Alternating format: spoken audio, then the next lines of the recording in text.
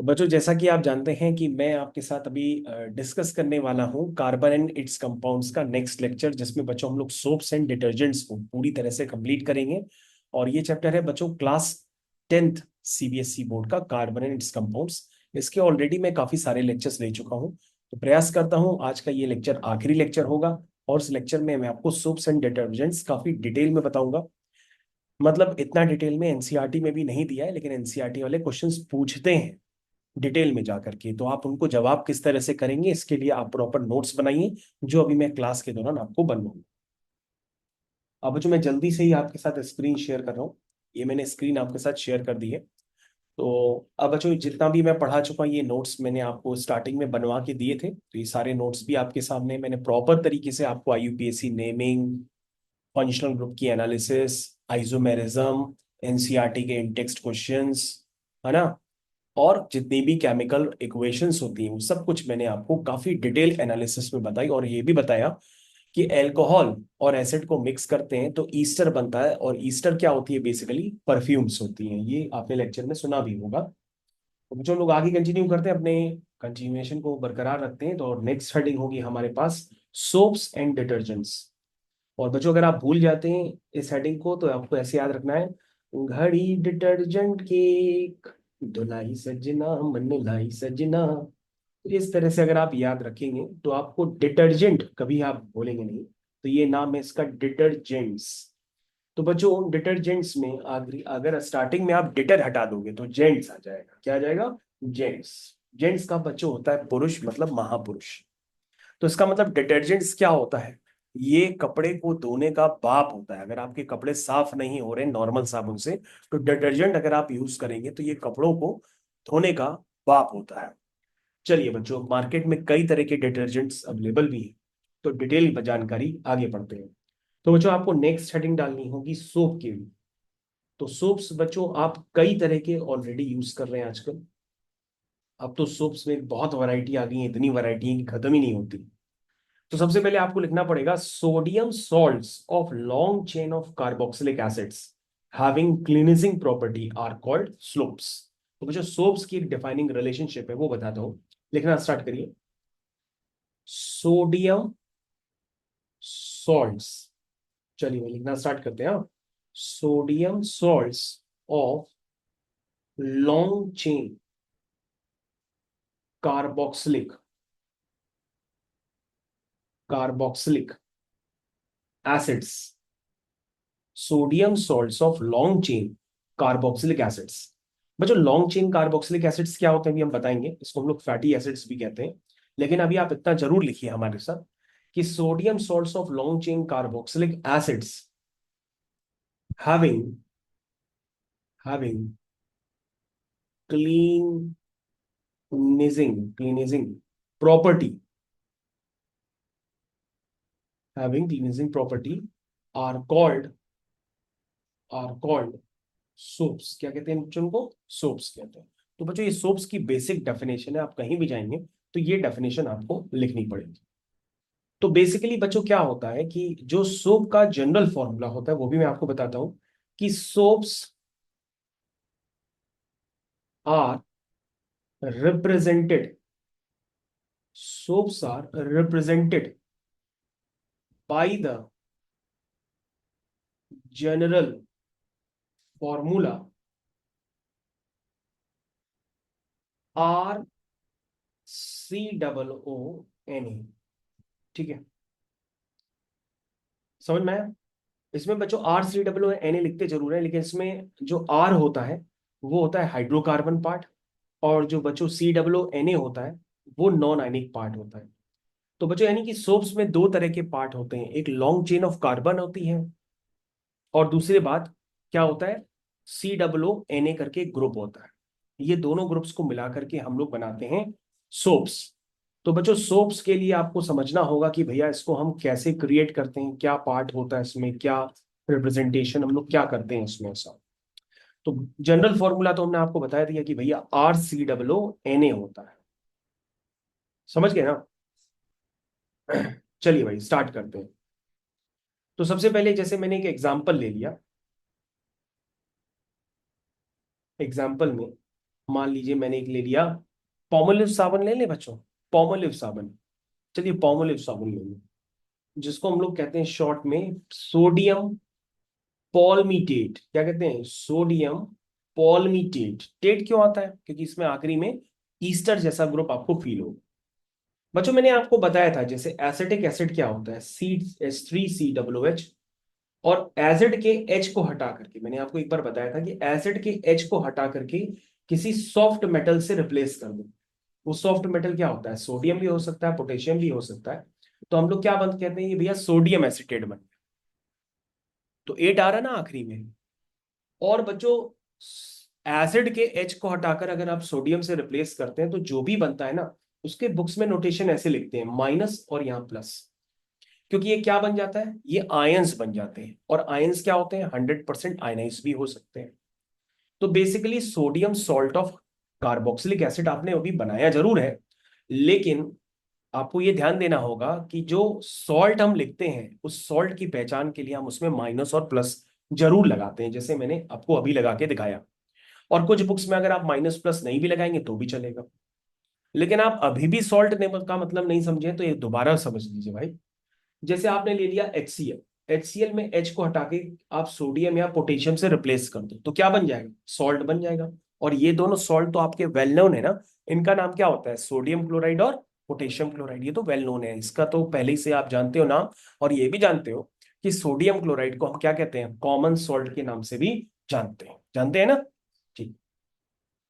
तो तुमने कहा कि हाँ सर अब समझ में कुछ आना चालू हुआ है।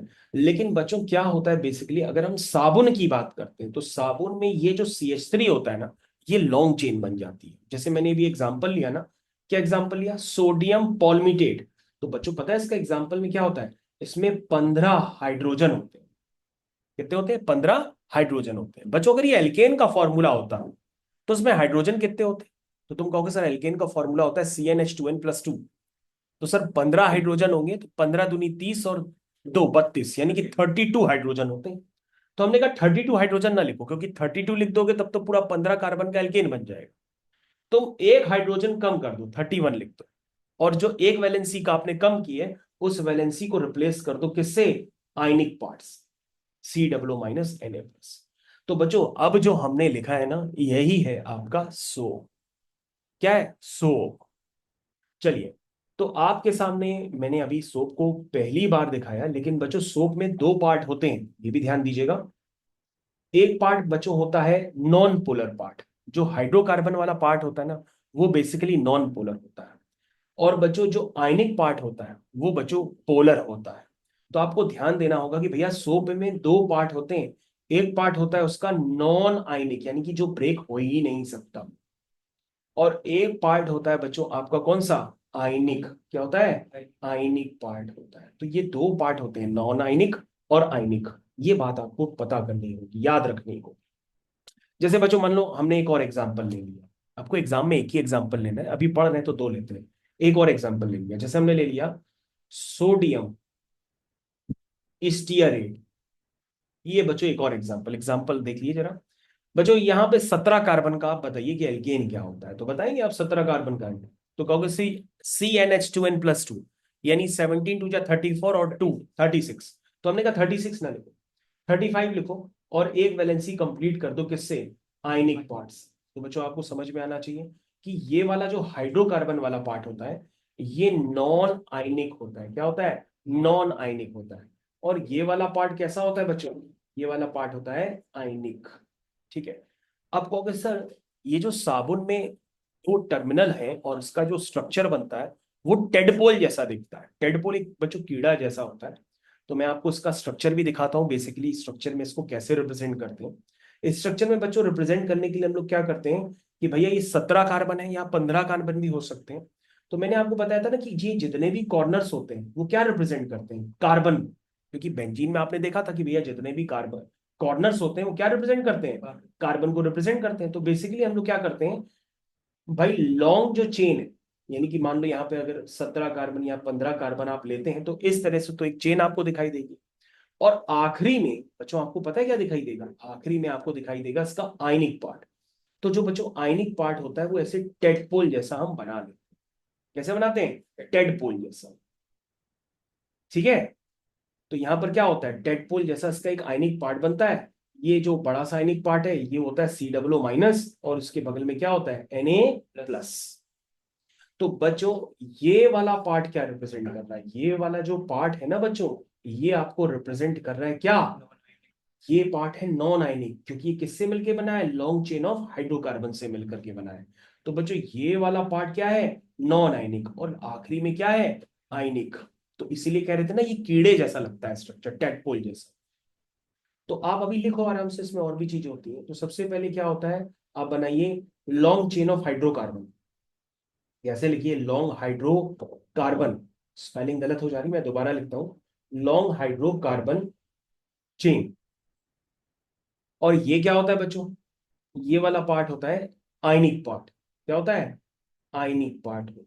तो ये बात आपको समझ में आना चाहिए। अच्छा बच्चों, अब दूसरी बात समझो, इसमें कुछ और भी बातें होती है वो भी समझो। अब बेसिकली क्या होता है बच्चों, आपने सुना होगा कि जब हम लोग मैग्नेटिज्म पढ़ते हैं तो हम लोग कहते हैं कि लाइक पोल्स, क्या होता है लाइक पोल्स, लाइक पोल्स का मतलब दोनों तरफ साउथ है। तो लाइक पोल्स क्या करते हैं, रिपेल ईच अदर, और अनलाइक पोल्स क्या करते हैं, अट्रैक्ट ईच अदर। तो नॉर्थ किसकी तरफ होता है, साउथ की तरफ अट्रैक्ट होता है। नॉर्थ नॉर्थ से रिपेल होता है, साउथ साउथ से रिपेल होता है, साउथ नॉर्थ से अट्रैक्ट होता है।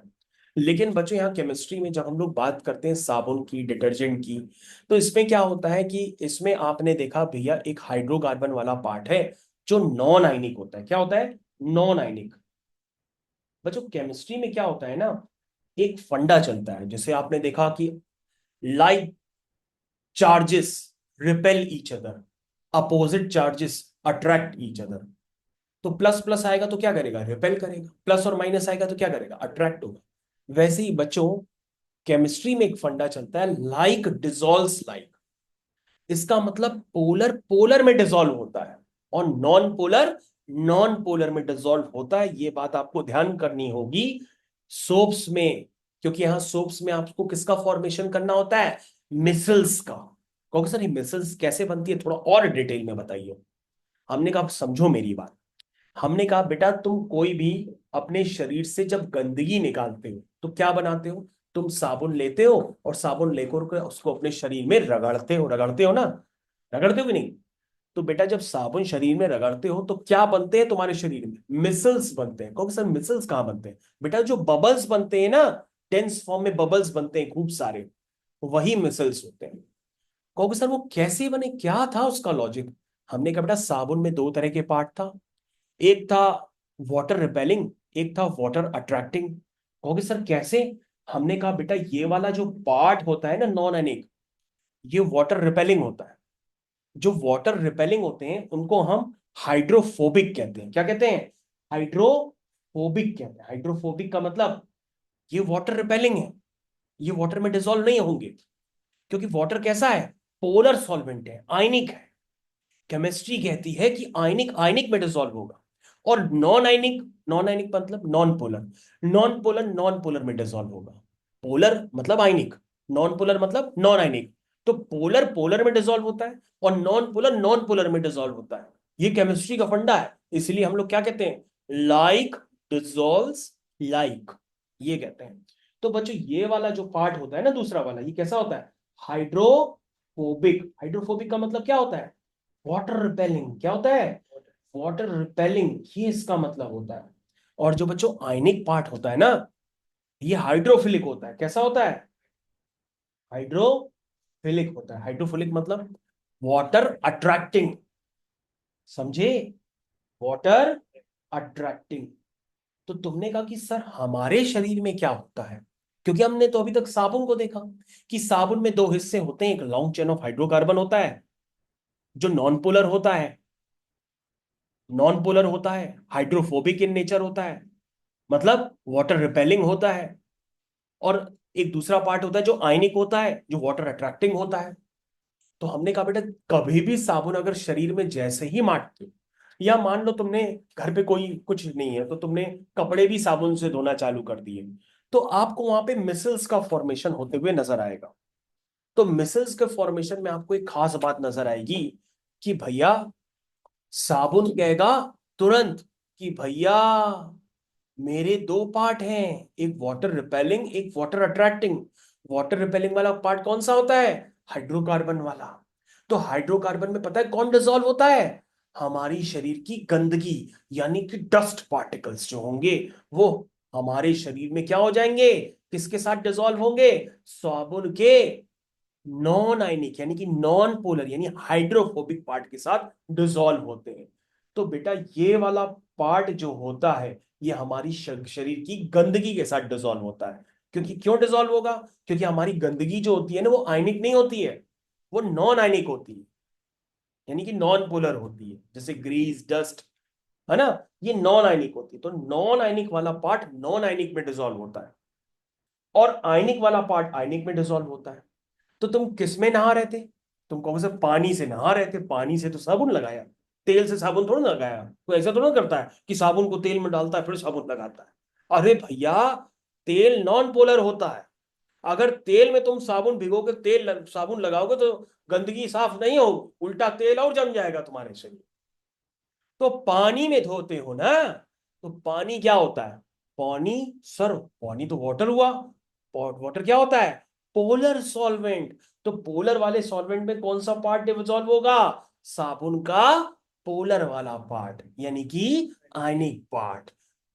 तो बेटा ये वाला पार्ट डिसॉल्व होता है ड्यूरिंग क्लीनिंग, यानी कि जब आप साबुन कहीं पे भी लगाते हैं तो ये वाला पार्ट डिसॉल्व होगा वाटर के साथ, और ये वाला पार्ट डिसॉल्व होता है किसके साथ? ये होगा ग्रीस के साथ, डस्ट के साथ, उसके साथ ये डिसॉल्व होता है। तो ये बात आपको समझ में आनी चाहिए। बोलो समझ पाए कि नहीं है?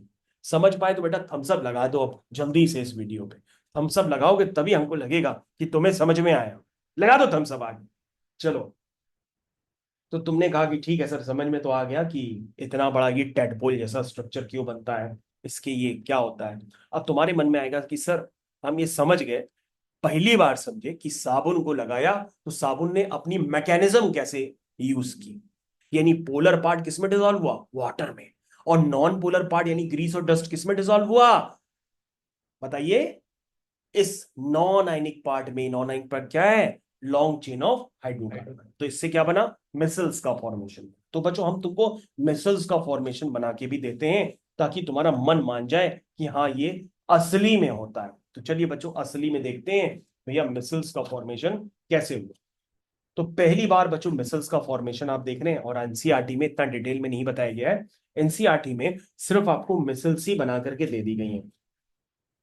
तो चलिए बच्चों सबसे पहले हम साबुन बनाते हैं। साबुन का घोल, कि साबुन कैसा दिखाई देगा आपको। और उसके बाद बच्चों हम बनाते हैं यहां पर आपके साथ दूसरी बाल्टी। दूसरी बाल्टी में बच्चों आपके पास क्या है? ये देखो अभी हम मिसल्स का फॉर्मेशन करने जा रहे हैं। पहले चलो बच्चों साबुन बनाते हैं। आइए बच्चों साबुन, सोप मॉलिक्यूल हेडिंग डालिएगा। क्या डालेंगे? Soap molecule. बच्चों इन डायग्राम्स का बहुत इंपॉर्टेंस है। कई लोग तो डायग्राम ही नहीं समझ पाते कि क्या है, बस उनको लगता है कीड़े जैसा स्ट्रक्चर है, कीड़ा कीड़ा बोलते रहते हैं। ऐसा थोड़ा ना होता है। आइए बच्चों देखो साबुन। साबुन में क्या होता है? एक लॉन्ग चेन ऑफ हाइड्रोकार्बन होती है और साथ में क्या लगा रहता है? Na+ लगा रहता है ना। फिर देखो बच्चों लॉन्ग चेन ऑफ हाइड्रोकार्बन, फिर क्या लिखा है?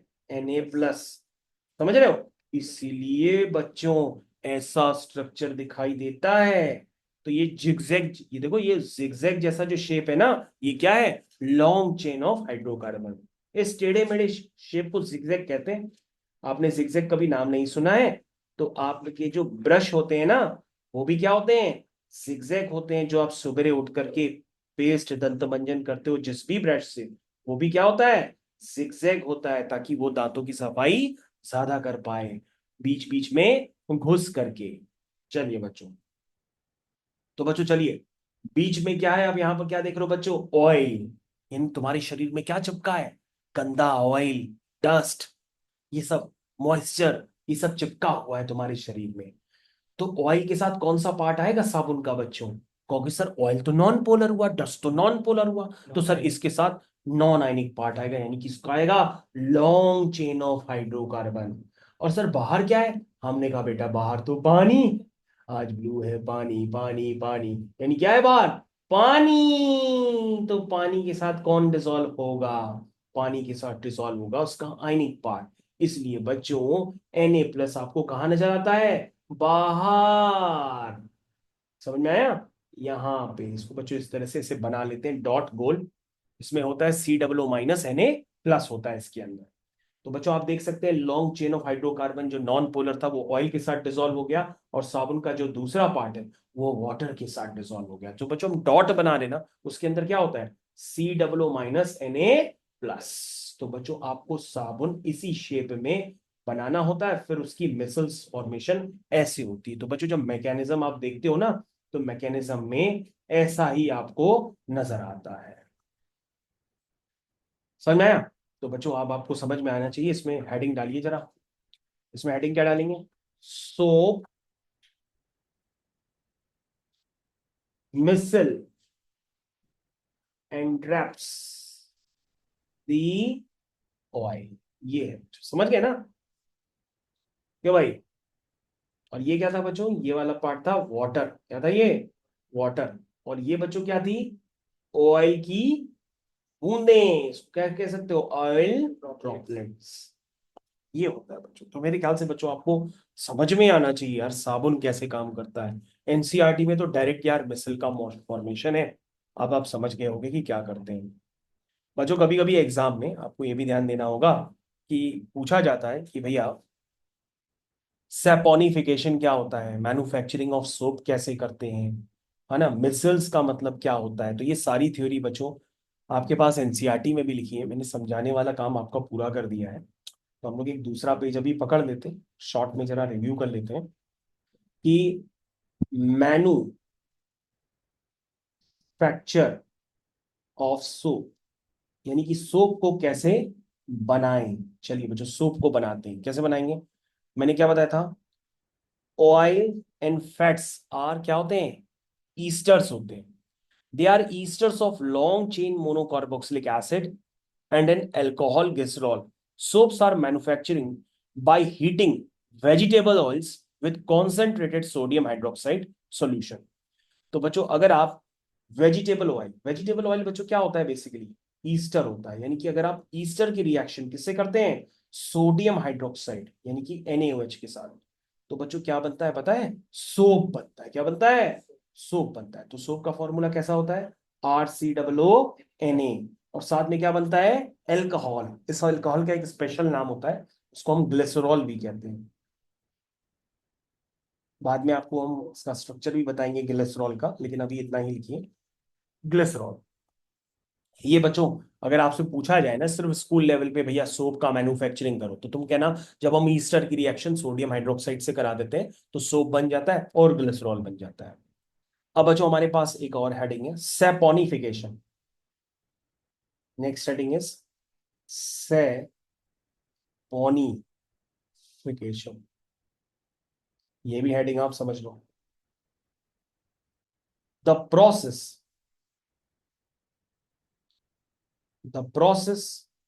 Of preparing soap by the alkaline hydrolysis.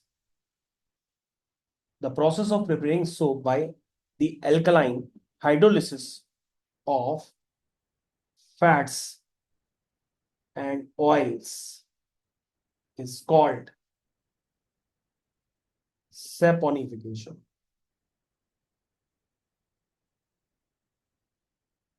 ठीक है, ये बच्चों आपको ध्यान देना। इसको हम लोग सेपोनिफिकेशन से भी जानते हैं। जब हम सोप को बनाने के लिए क्या यूज करते हैं, एल्कलाइन हाइड्रोलिसिस करते हैं फैट्स के और ऑयल्स की, तो इस प्रोसेस को हम लोग कहते हैं सेपोनिफिकेशन। तो एक छोटा सा वर्ड है, कंफ्यूज करने के लिए याद रखिएगा। और बच्चों हमने कई जगह अभी आपको मिसल मिसल बोला था, तो मिसल की भी डेफिनाइनिंग रिलेशनशिप लिख लीजिए। कहीं पे पीछे वैसे लिखा होना चाहिए, लेकिन मैं भी इसको आगे ही लिख देता हूँ। कई बच्चों को मिसल की स्पेलिंग भी नहीं पता होती है, तो कम से कम इससे आप स्पेलिंग जान जाएंगे। तो जो बच्चों हमने पीछे स्ट्रक्चर बनाया था ना कि स्फेरिकल स्ट्रक्चर, उसी को लिख लो, spherical aggregate of soap molecule, a spherical aggregate of soap molecule in aqueous solution, जो बताया नहीं था बच्चों, पीछे स्ट्रक्चर बनाया था वाटर के अंदर, इन aqueous solution is of soap is called मिसल। क्या कहते हैं? मिसल। तो मिसल क्या है? A spherical aggregate of soap molecule in aqueous solution of soap is called micelle. ये आपको ध्यान देना होगा, ठीक है? तो मेरे ख्याल से आप इसको अच्छे से ध्यान दे पाएंगे। और बच्चों ये मिसल का ये जो डायग्राम है ये आपकी स्क्रीन पे है, काफी अच्छा सा मैंने आपको डायग्राम भी बना के दिया था। अगर ये डायग्राम आप स्कूल में बना के चले आते हैं तो टीचर आपको खुश हो जाएगा और आपको वाह वाही करेगा। उसके बाद आती है बच्चों लिमिटेशंस ऑफ सोप, कि भैया सोप जो है नॉर्मल वाटर में तो डिजोल्व हो जाता है, लेकिन अगर आप सोचें कि भैया हम सोप को लेकर के समुद्र में चले जाएं और समुद्र में सोप से नहाएं तो आप जल्दी नहा नहीं पाएंगे, आपका शरीर काफी रफ हो जाएगा, खराब हो जाएगा, खुरदरा हो जाएगा। तो आप सोप को जो नॉर्मल सॉफ्ट वाटर होता है उसी में ही डिजोल्व करके आराम से अपनी गंदगी हटा सकते हैं, हार्ड वाटर में नहीं। हार्ड वाटर किसका होता है? समुद्र का होता है। तो आपको ध्यान देना होगा, इसलिए हम यहाँ पे हेडिंग डाल देना कि गलती से कहीं आप गोवा वगैरह जाओ तो ऐसा ना हो कि आप साबुन को लेकर के उतर जाओ और सोचो कि हम गंगा जी में उतर गए हैं, आज यहाँ से अपने आप को साफ करके ही निकलेंगे, पता पड़ा आप खुद ना साफ हो गए। इसीलिए आप याद रखिएगा कि यहाँ पर सोप्स की लिमिटेशन होती है कि सोप्स को लेकर के आप वाटर में तो डिजोल्व कर सकते हैं, मिसल का फॉर्मेशन वाटर के अंदर होता है, लेकिन समुद्र के पानी में नहीं होता, क्योंकि उसकी हार्डनेस क्या होती है? ज्यादा होती है। तो यहां पे लिख दीजिएगा कि soap does not produce लेथर easily in hard water. ये बच्चों आपको ध्यान देना। हार्ड वाटर में बेसिकली क्या होता है बच्चों? कैल्शियम और मैग्नीशियम के आयंस होते हैं, ठीक है ना? तो soap does not work in hard water, ये आपको ध्यान देना होगा। तो यहां पे मैं लिख देता हूं, soap does not work in hard water, ठीक है? शॉर्ट में लिख दिया, soap does not work in hard water. Soap does not work in hard water, ये आपको ध्यान देना हो, ठीक है? तो बच्चों आशा करते हैं आपको यहाँ तक अच्छे से समझ में आया होगा। अब हम लोग के पास नेक्स्ट हेडिंग आएगी, वो हेडिंग होगी डिटर्जेंट्स की। तो बच्चों डिटर्जेंट्स का एक काफी छोटा सा पार्ट होता है, सोप में ज्यादा एक्सप्लेन करना होता है, डिटर्जेंट में कम ही करना होता है। तो डिटर्जेंट में आपको लिख लीजिए, क्योंकि डिटर्जेंट में ऐसा कुछ मिसल्स वगैरह का आपको फॉर्मेशन नहीं करना है, तो आप सिर्फ ऐसे लिख दीजिए डिटर्जेंट्स। ये तो आप समझिए गए शॉर्ट में कि भाई डिटर्जेंट्स क्या है। चलिए, तो detergents have cleansing properties like soap. Detergents form lather with soft water as well as hard water also. तो लाथर का मतलब होता है झाग। क्या होता है? झाग। तो detergents form Lather with soft water. Soft water मतलब वो जो हम लोग बाथरूम में यूज करते हैं पानी पीने में, as well as hard water, ठीक है ना? तो डिटर्जेंट बच्चों हर जगह आप यूज कर सकते हैं, सॉफ्ट के साथ भी, हार्ड के साथ भी, ठीक है? समझ गए कि नहीं? और डिटर्जेंट्स के एग्जाम्पल क्या होते हैं? एग्जाम्पल भी देख लो बच्चों, एक एग्जाम्पल आप लिखना चाहो तो एग्जाम्पल भी लिख सकते हो। जैसे भी बच्चों इसमें भी क्या होता है, लॉन्ग चेन ऑफ हाइड्रोकार्बन होती है। तो एक एग्जाम्पल तो आप लिख ही लो, CH3 CH2 की CH2 CH2 11 बार है, फिर C6H4 है, फिर ये SO3 - Na+। तो बच्चों इनका जनरल फॉर्मूला RCOO - Na+ नहीं होता है। इनका जो जनरल फॉर्मूला है वो मैंने बताया कि भैया इनकी टर्मिनल पोजीशन पे क्या लगता है? बेंजीन सल्फोनेट लगता है। ये कौन सा है बच्चों? इसको हम लोग कहते हैं बेंजीन सल्फोनेट। तो मैं इसका नाम पूरा लिख देता हूँ, तो sodium do डैकिल।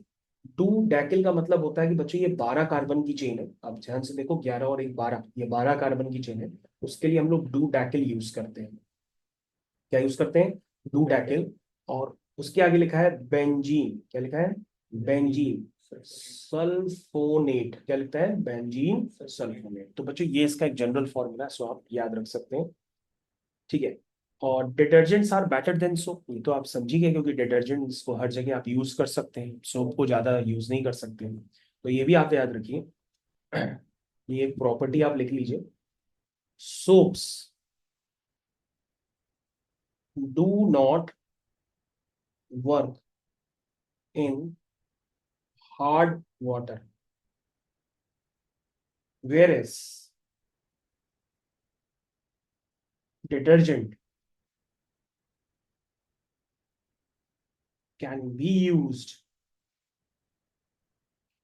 In hard water, in hard water also. ठीक है, ये आपको ध्यान देना होगा। तो मेरे ख्याल से बच्चों आप लोग समझ गए अच्छी तरीके से, ये डिटर्जेंट्स का शॉर्ट रिव्यू था। और कुछ और समझना चाहे तो मैं आपको बोल के एक्सप्लेन कर देता हूँ, आप इसको कॉपी में अपने आप से लिख लीजिएगा। Detergents have cleansing properties like soaps. Detergents form lather with soft water as well as hard water also. It is because the calcium and magnesium salts of detergents are soluble in water. Detergents are better cleansing agents than soaps because they do not form precipitate with hard waters. Therefore, detergent can be used for washing even with hard water. A detergent is the sodium salt of long chain of benzene sulfonic acid or sodium salt of long chain of alkyl hydrogen sulfate. समझ गए? और मैंने आपको example बता दिए, और जो main point थे मैंने आपको एक्सप्लेन कर दी। अगर आप डिटर्जेंट्स के बारे में इतना ही लिखेंगे तो काफी है, क्योंकि बेसिकली डिटर्जेंट्स के बारे में कम आता है, और जो साबुन थे यानी कि सोप्स, उनके बारे में ज्यादा आता है। तो वो आज की क्लास बच्चों यहीं पर ओवर करते हैं। थैंक यू, धन्यवाद, शबा खैर। चलिए, थैंक यू।